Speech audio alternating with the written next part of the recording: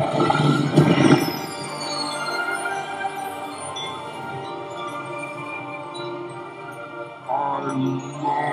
you guys. Today, you are getting an awesomeness lesson from me, Mr. Awesomeness. Cheese, cheese, cheese. You're going to be learning how to make a fraction into a decimal, into a percent, into a decimal, into a fraction, into a fraction, to a percent, to a percent, to a fraction. And it all starts with the seconds family. The second family only has two fractions. The most common one, 1/2. And the other one is 2 seconds. Not as in time, but as a fraction. You can say this is 1 divided by 2, or 1/2, or 1 seconds, or 1/2. Many terms for a fraction. Here, this could be called 2 seconds, or 2 divided by 2, or 2/2. Now, we are going to go and make these fractions into a decimal. Now, we could do it the long way, which would mean 1 divided by 2, or we can do it in our heads, and that is my goal. Now, you're asked the same thing. You start in the denominator. This is the denominator, or better known as the divisor, or divisor, and you're going to ask yourself, can 2 go into 1? Can 2 go into 1? And your answer is always going to be no. Why? Because when your numerator is smaller than your denominator, that is known as a proper fraction or a common fraction.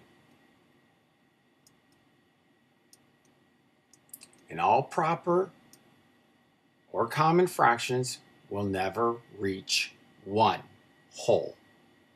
So, when you say, can 2 go into 1? If this were on paper, you would automatically add a decimal. And then, what can I add here and still keep the value of 1? And that would be a 0. This number is still called 1. Now, bring up the decimal, and now you can say 2 can go into 1, 0, 10, 5 times. And 5 times 2 is 10. And when you subtract it, it's 0. So that's your answer. Here in your head, you're going to say the exact same thing. Can 2 go into 1? No.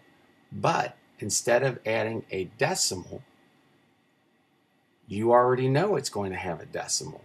So just add a 0.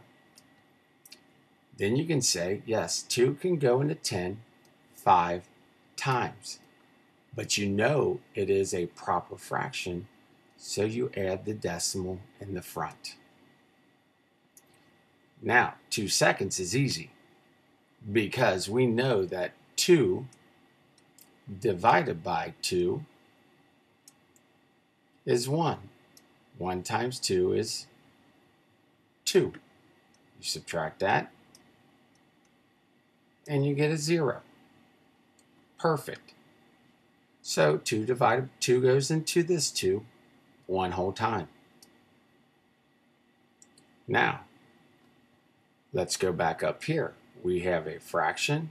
Let me erase that, which is in our head.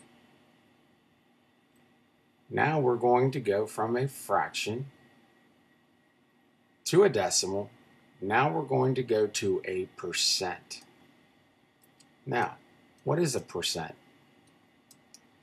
A percent is any number over 100. Always. It is always going to be, your denominator is always going to be 100, no matter what, as a percent. So what does that mean here? It means we could either say 5/10 times 100, if you want to do it on paper, and that would be 0. 5 times 0. 5 times 100 is 5.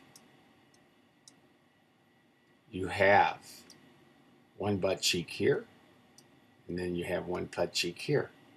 So the answer is 50. 50 over 100. 50 over 100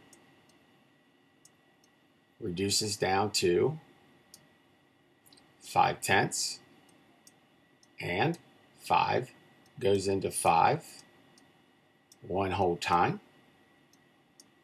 5 divided by 5 is 1, which you do to the top, you do to the bottom.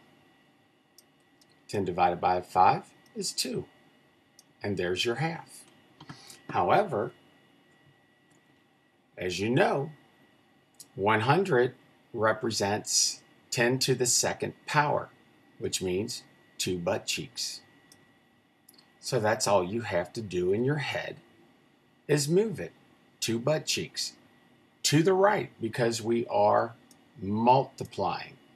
So if we do that, 1, 2, what goes in the empty butt cheek?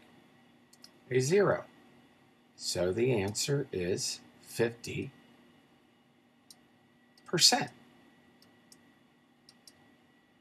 Now, go down here. I don't see a decimal, but it's always there. You just don't see it.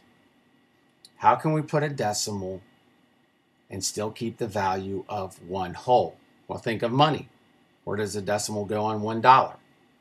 Always to the right of the whole number. Now, multiply by 100. Of course, 100 times 1 is 100. But if you create 2 butt cheeks, what goes here and what goes here? It is 2 zeros. And it's 100%. Now remember, this is not called a proper or common fraction. It is me. It is me. I am awesomeness. Don't forget, no matter how hard you try to be number 1, you will always be awesome, but never awesomeness. Ha!